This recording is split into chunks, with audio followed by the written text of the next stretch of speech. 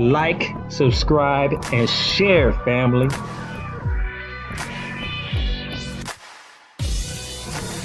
What's up, family? Welcome back to the channel. Today, I want to talk about a very important topic, which is white passing, or as I like to call it, Descenegro. Black people that are seen as white people. Now, why is it important to talk about? Because we all have seen cases of it, but have we really understood this is not just an anomaly, but it's actually the history and the heritage of America itself? Oh, yeah.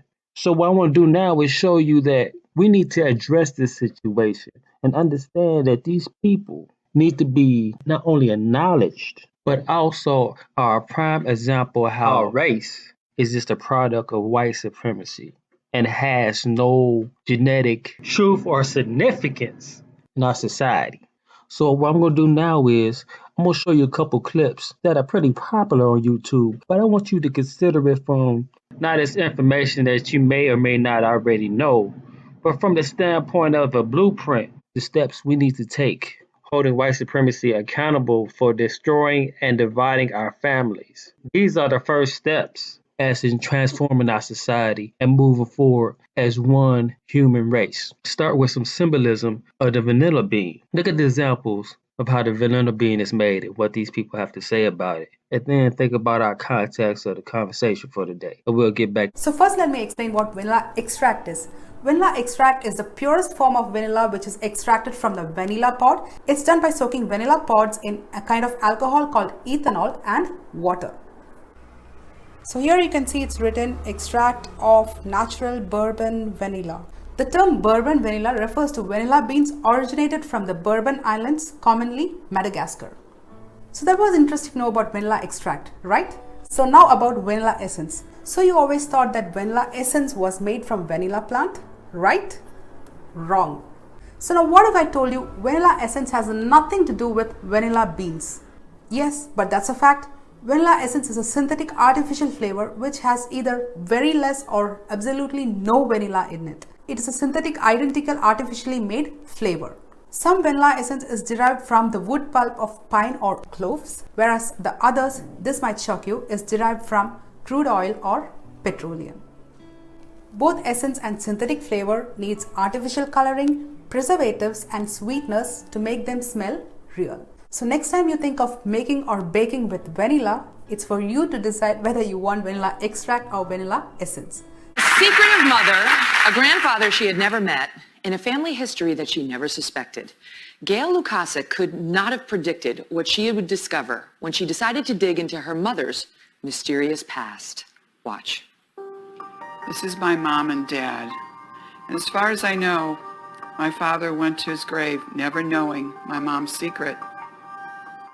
My parents met during World War II. My mom was an absolutely stunningly beautiful woman. My dad, he had a great sense of humor. He served in the Pacific. He was very proud of that.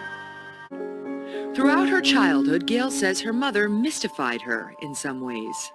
She was very meticulous about her makeup. She would wear a light foundation makeup to bed at night, which I thought was a little strange.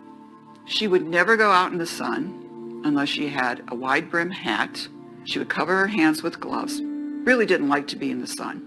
But Gail says the biggest mystery was her mother's selective memory when talking about her own father, Azimar Frederick. I said, Mom, when was he born? When did he die? Oh, I don't know. I can't remember. Growing up, Gail never saw one photo of her grandfather.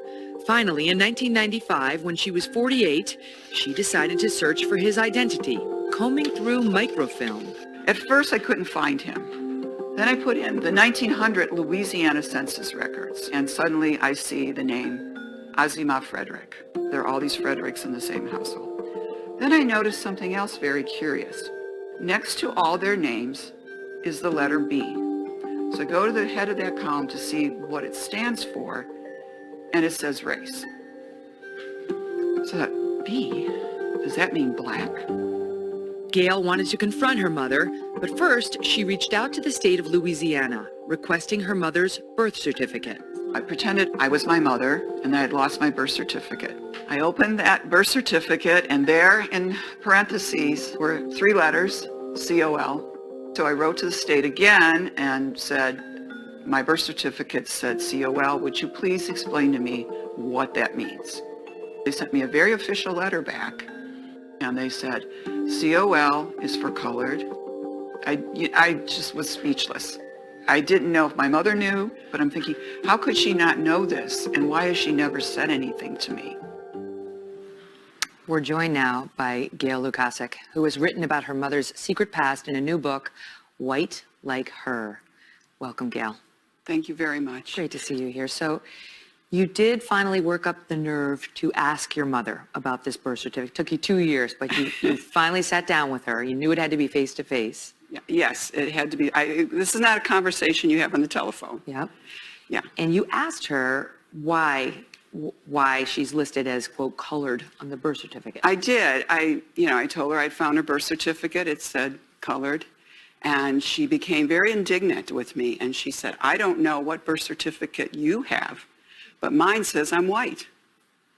So I thought, well, wait a minute. So I said, Mom, I have some other documents that I could show you. The census records, your father's listed as black, and I have a letter from the state of Louisiana saying that COL means colored. Well, she got very quiet, very quiet. And she's sitting in this large chair, and it almost seemed like the chair was swallowing her because she got very small. And she looked at me and she said, you have to promise me you will never tell anyone until after I die. And then she said, because how will I hold my head up with my friends if they know? Wow. Yeah. What year was that? That was 1997 when I confronted her. So she had spent her adult life passing, Yes. a term you use in the book. Can you tell the audience what that is? She was passing for white. My mother, if you look at the photographs of her, she visually does look white. But on her, her birth certificate and the census record, she's listed as colored or black. So when she decided to marry my father, who, by the way, is white, she moved north to Ohio. And from that moment on, she took on the white race that she passed. She went from being designated black to being designated white. You write in the book about that moment you saw COL and understood that to mean, quote, colored, and write about it as the day I found out I wasn't who I thought I was. Yes. What did you go through upon this realization? The initial discovery was 1995 when I was at the Family History Center. I always think about this. I walked into that Family History Center a white woman, totally convinced I was a white woman. And I walked out of there and I didn't know what I was. I didn't know if I was mixed race. I didn't know if I was black, if I was still white. I had no idea. It was shocking to me. It's like finding out you're another person that you didn't know. Right. But you write in the book that what she had chosen to do, pass, the core issue of passing, you write, it's not becoming what you pass for, but it's about losing what you pass away from. Yes. Explain that. Yeah. Yeah, and, I know my mother wanted a better life for herself, and the way she saw that was to pass for white, that she would have more opportunities, employment-wise or just in society in general. So I think, but to do that, she had to turn her back on her mixed-race heritage. She had to leave family behind. So it was a sacrifice to do that. And she could never live her truly authentic self. She could never be herself. She isolated herself. She did. Away from her entire family and away from her own history. And she wasn't the only one in her family to deal with this. Her brother Homer, tell us, what happened to Homer when it comes to race? When I was doing all my research, I sent away for Uncle Homer's birth certificate. And I was surprised because on his birth certificate, same parents, he's listed as white. Then I sent away for his death certificate because I want to do all my research. And on his death certificate, he's listed as black. So he comes into the world white and dies black. I don't know how that works. I have no idea. All right, we shared a story with you 3 years ago. Like we said earlier, it nearly broke the internet when it aired. And now she's most likely going to do it again. Bird just released a book documenting her findings. And this morning she's talking with Marvin Hurst about her 70 years of blackness. Am I black or am I white? It doesn't matter to me because I'm not changing. Verda Bird has one complicated past. For 70 years, she thought she was African American until research on her biological parents revealed a white heritage. She was born Jeanette Beagle in 1942, daughter to Daisy and Earl in Kansas City, Missouri. Nearly 6 months later, 27-year-old Daisy was critically injured in a 30-feet fall from a trestle en route to work to support her 5 children. Earl left his family. Jeanette was handed over to the state of Missouri. Daisy and Earl signed over their rights. They didn't raise me. They didn't teach me. They did not educate me. They were just biological parents on paper. Ray and Edwina Wagner brought Jeanette home, changed her name to Verda, and adopted her. Bird writes about the experience in her new book, 70 Years of Blackness. Do you regret not having a relationship with them? With Daisy and Earl? Right. No, I don't regret. They probably wouldn't have been able to provide the good life that I've had. That's the daughter before me. Daisy had 5 other children after Verda. Earl was reportedly the father, and it is fatherhood that remains a question clouding Verda's white heritage because she's viewed as a fair-skinned African-American woman. So there's a chance that while Daisy is your biological mother, that your father may be... I have been told that sometime Daisy might not have been the most upright mother. Here we are! Verda reconnected with her sisters in 2014. We were there when one of them flew into San Antonio. Everything changed when Verda says that sister used the N-word in 2016. They never spoke again. Verda was banned from her funeral. She and her surviving sisters have not spoken to each other since. Does it hurt? It did at first. Because what did I do? I found you. You are my sister. The wife, mother, and grandmother remains faithful to her journey, even if everything isn't in black and white. Marvin Hurst, KENS 5, Eyewitness News.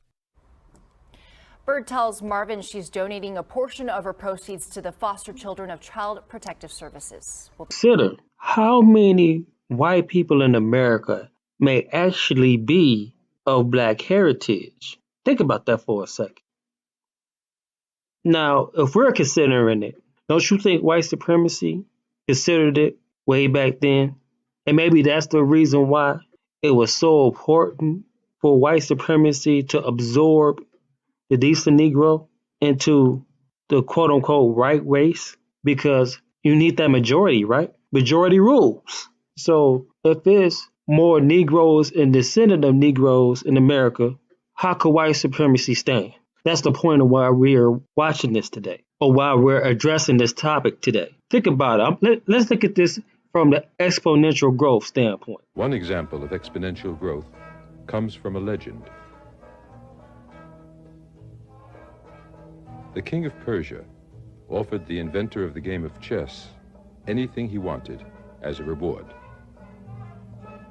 The reward requested was 1 grain of wheat for the first square on a chessboard, 2 grains for the second, 4 for the third, 8, 16, and so on, doubling for each square. The king agreed, thinking it a modest request that would cost him little.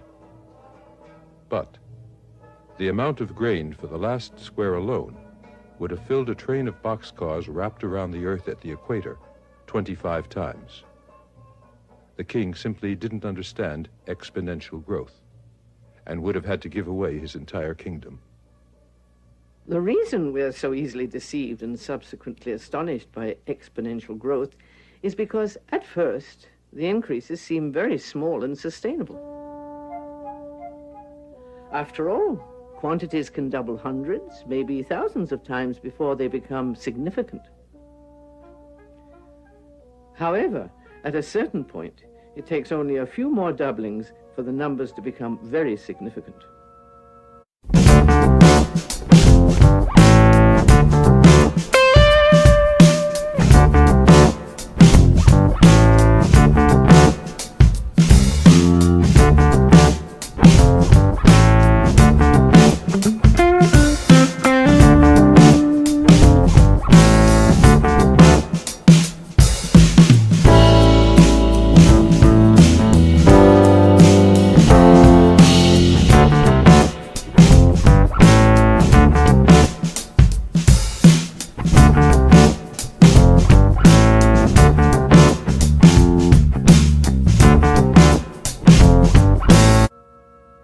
Clearly, anyone telling you that our growth in material consumption or population can be sustained is, like the king of Persia, unfamiliar with the nature of exponential growth. The truth is that exponential growth in production and population over the last several generations has fundamentally changed our relationship with the earth. It's time we start putting past prejudices aside and start holding white supremacy accountable for the destructions in our communities and to our families. I want y'all to check out the full-length presentation called Descenegro, not an accident, not a mistake, not a product of rape.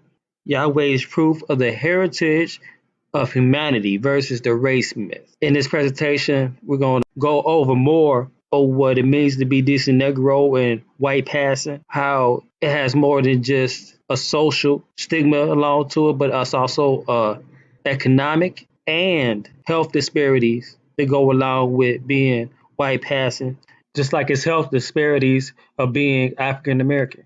So it's very important that we start to look at this topic and realize that it's not just about what you look like. It's a lot of reconciling to do. So please check out the presentation. Thanks for watching this video, and let's continue the conversation and let's move forward. All right, family. We'll see you in the next one. You're watching Forgotten Christ. Don't forget to hit the notification bell, fam, so you'll know when these presentations come out and to find out what we're doing to enhance the community.